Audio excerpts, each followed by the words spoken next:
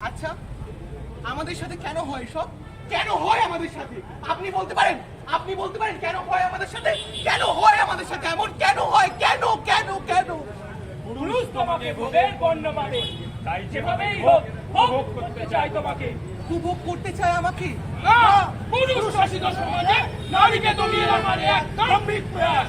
নারীকে দমিয়ে রাখার প্রয়াস। আরজিকর কাণ্ডের প্রতিবাদের ঝড় শহর থেকে গ্রামে। তবে এবার প্রতিবাদের ভাষায় যুবক যুবতীদের অস্ত্র পথনাটক। সমাজে চিকিৎসক, শিক্ষক থেকে ছাত্র সমাজের সর্বস্তরের মানুষ কণ্ঠে প্রতিবাদের সুর চড়াতে প্রতিবাদের ভাষা হিসেবে বেছে নিয়েছে পথনাটককে। এই পথনাটকের মাধ্যমে অপরাধীকে চিহ্নিত করে তাদের উপযুক্ত শাস্তির দাবি জানাচ্ছে। ইতিমধ্যে দেশের ৭৮তম স্বাধীনতা দিবস উদযাপনের প্রাক্কালে সারা বাংলার বিভিন্ন প্রান্তে মহিলারা রাত দখল করে পথে নামতে দেখা গেছে।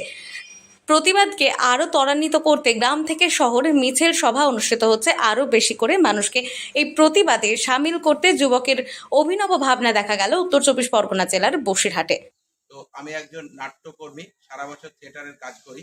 আমার মনে হয়েছে এর প্রতিবাদ থিয়েটারের মধ্যে দিয়ে করা উচিত। তাই জীবনতরী ফাউন্ডেশনের এক ঝাঁক তরুণ সমাজকর্মীকে নিয়ে আমি একটি নাট্য নির্মাণ করেছি। যে নাটকটি আমরা নানা জায়গায় পরিবেশনের মধ্য দিয়ে এই নৃশংস ঘটনার প্রতিবাদ করব। এবং শুধু আজ নয়, শুধু আজকের ঘটনা নয়, পৃথিবীতে যে কোনো সময় যে কোনো স্থানে যে এরকম ঘটনা ঘটবে, আমরা এইভাবেই থিয়েটারের মধ্য দিয়ে তার প্রতিবাদ করবো বলে।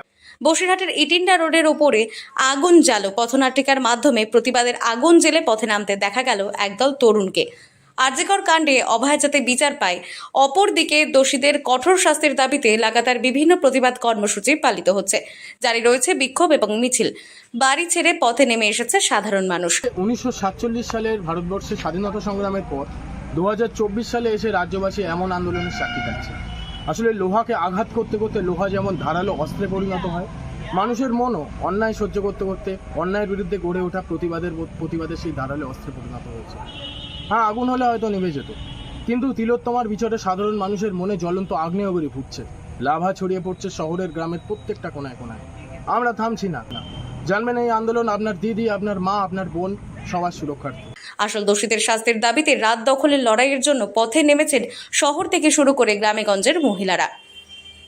রাত্রিতে মহিলাদের সুরক্ষা দিতে হবে, এই দাবি নিয়ে কখনো মশাল মিছিল, কখনো আবার মৌন মিছিল হচ্ছে। অনেকেই মোমবাতি নিয়েও মিছিল করছেন। এক অন্য ধরনের প্রতিবাদ মিছিল দেখা গেল বসিরহাট জোড়া পেট্রোল পাম্পের কাছে। নাটক এবং গানের মধ্য দিয়ে প্রতিবাদে সরব হলেন এলাকার যুবক এবং যুবতীরা। নাটকের মাধ্যমে একদিকে যেমন নারীদের উপর কেমন অত্যাচার হলে কিভাবে প্রতিরোধ গড়ে তুলতে হবে তা তুলে ধরা হয়। উত্তর চব্বিশ পরগনার বসিরহাট থেকে জুলফিকার মোল্লার রিপোর্ট, লোকাল 18 বাংলা।